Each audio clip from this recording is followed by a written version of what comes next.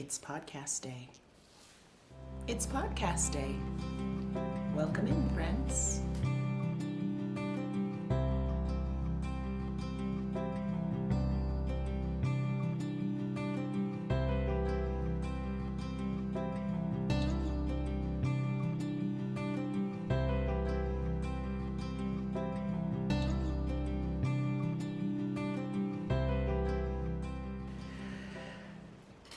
Welcome and welcome back to the heyBrownBerry YouTube channel. I am Marceline and it's good to be back here with you. If you're visiting this channel for the first time, you are very welcome here. I'm sitting in my living room. You might hear sounds of a creaky chair. I'm actually sitting at my spinning wheel and it's been a while since I hit the record button. And I'll tell you how I got here. I was scrolling through YouTube because I'm still a fan of a lot of content creators out here. And I came across Diana Gladney, who is a content creator, YouTuber. I consider her to be a professional at this game. And she posts incredible videos, tutorials, tips, motivational content around creating through this in this space on YouTube. And this particular short video was essentially a push. Hit the record button, make that video. Stop making excuses and do it. And I admire her so much that I thought, she's talking to me. I've had all kinds of reasons about not recording, and it was just time, so I am so grateful that I can be back here. I got my coffee, and as I said, my spinning wheel, and I just wanted to come back and say hello, spend a little time catching up with you. How are you? I'll wait. In fact, if you want to stop and comment how you're doing, what's going on, feel free to do that. I actually do that on people's videos. They'll say something and I just want to contribute or answer their question they've posed immediately. So I pause the video on many YouTube podcasts and join the conversation. I hope you'll do that here. Here is my spinning wheel. Let's see if I can get you a good view of what I'm working on for spinning at the moment. So rather than worry about perfect lighting, I'm just going to share with you what's on the bobbin. This is a spinning project I started only recently. This is the first single ply. And it is spun from some mill end fibers from Kingdom Fleece and Fiberworks. Here's what the original fiber looks like. You can see there's some really nice autumny colors in here. And that's part of the reason I decided to pick up this particular fiber, because I am inside and there's not a lot of natural light. We're not going to count on colors being perfect today, but that doesn't matter. This is about the sharing. So this mill end fiber caught my eye when digging through my stash for a reintroduction to the spinning wheel project. If you're like me, sometimes you get deep into one of your crafts, one of your making ventures, and totally abandon the rest. And I haven't done a lot of consistent spinning this year at all. Last year and the year before, I did spent a lot more time at my wheel. But I was ready to get back to it. I was kind of giving myself a bit of a pause from a sweater project that I'll show you. And this color combination sort of welcomed me back in, and I wasn't really sure what the fiber is in here. As I said, it's mill ends, which means sort of like the offcuts or the waste, not really because it's usable, but the things that are left over at the mill from other roving and fiber production. It looks very autumn to me, like I said, and it's about to be officially fall here in South Florida, not just in South Florida, in North America. And that combination of not really caring too much about the fiber and how it needed to be spun because of having a certain content, and loving the colors enough to want to see how they would spin up. That combination really welcomed me back to the wheel. So I'm enjoying it. I think what I'll do is a chain ply. I say that with hesitation because I have done chain plying, which creates a 3-ply yarn out of a single ply. And I've done it successfully and unsuccessfully in the past. And by unsuccessfully, I mean I have chain plied some rope, which was not my intention. It is a process that does create a really sturdy yarn. I love the outcome, but because I'm newer to it, it really takes some concentration. It takes a specific pace and kind of a rhythm with the drafting and the plying to get it right. It's almost like creating a crochet chain, if you're familiar with the craft of crochet, out of a single ply of yarn. That's what I'd like to have for these socks. So instead of doing, 2 different bobbins and plying those together as a 2-ply, I should be able to take this single bobbin and chain ply it. Wish me luck. That's also something I'm out of practice with, so I have to acknowledge that first many yards may not be great.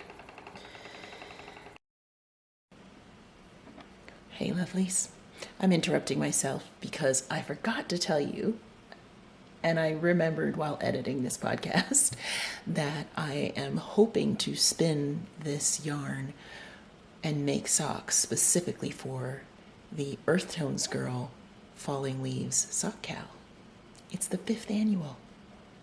My loveliest friend Denise, hi Denise, is running a fall or autumn themed sock cal for the next couple of months. It starts September 15th, so hopefully you'll see this and join us. Use the hashtag that I'll put right here and participate via Instagram. I'd love to see the socks that you make, and maybe you can encourage me with spinning this yarn in time to make some for myself. Okay, back to the show. It's something I've been reflecting on lately, my reluctance to go into something or return to something if I think the first part of that return or that new experience won't be enjoyable, or if I think I'm not going to be up to it in some way, I shy away from it. I would like to pause before making decisions based on that and question that reluctance more. That's what got me back to the spinning wheel. I basically asked myself, why aren't you spinning? And the answers that came immediately were, oh, it's been so long, I'm probably gonna struggle to really get a good yarn going, and I have other projects, and if I leave those projects and move back to the spinning wheel, I tend to dive right back in, so those other projects will then become abandoned. And those are all true reasons, valid. That's how I felt.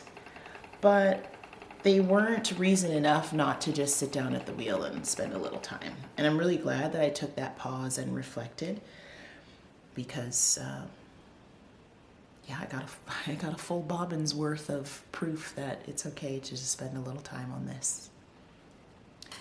The other project that I was working on that has not been abandoned, I will say, I'm still spinning and working on this project, which is a knitting project. It's a sweater, a cardigan.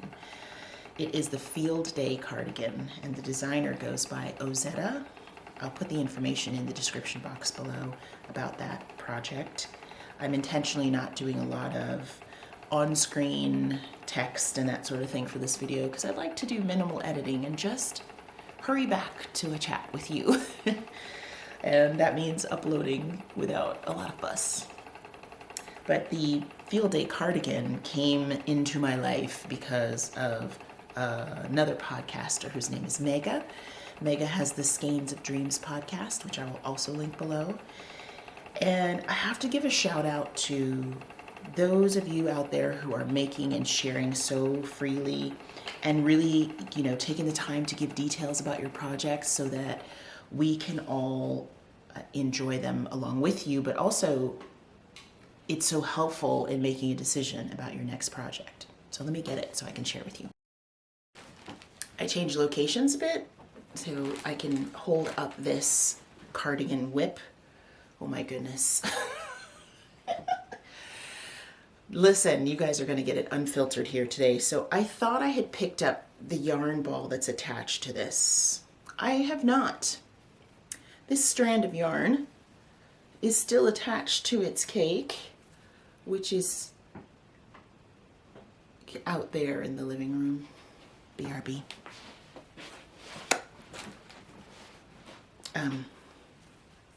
It's shocking how far I had to go to chase this. It had rolled off the couch, under and around things. Okay.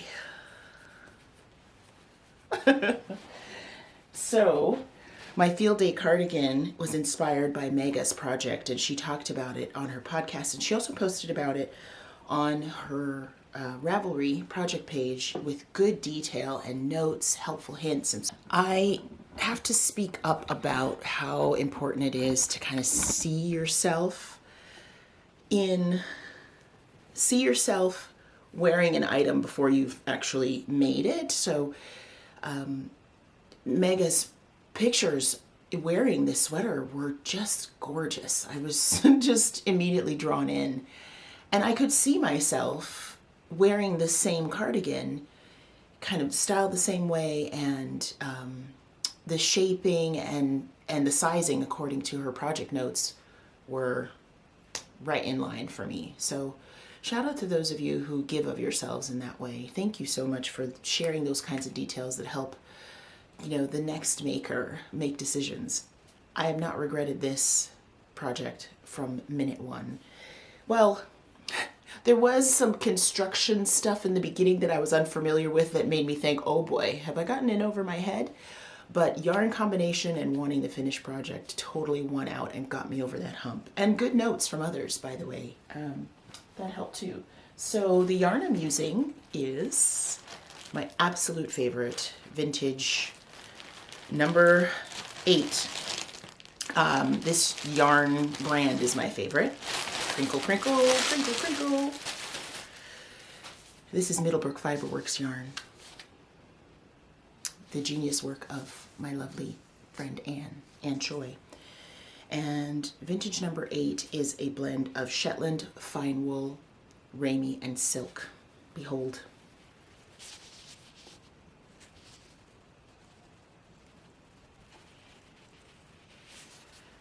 This is one of a few colorways in this vintage, and the yarn itself, this type of yarn, this blend, Ann's yarn, is my favorite. I keep telling her that. You could just keep those sheep happy, keep making that stunning farm yarn. I will keep knitting with it. I'll probably crochet with it. I just will keep working with it.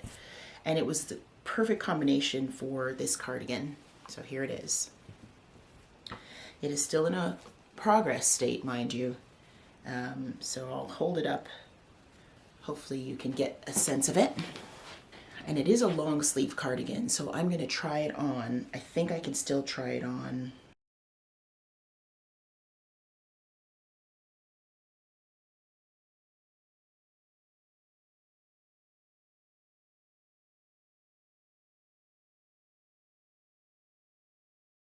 So really nice shoulder shaping. It's a sleeve.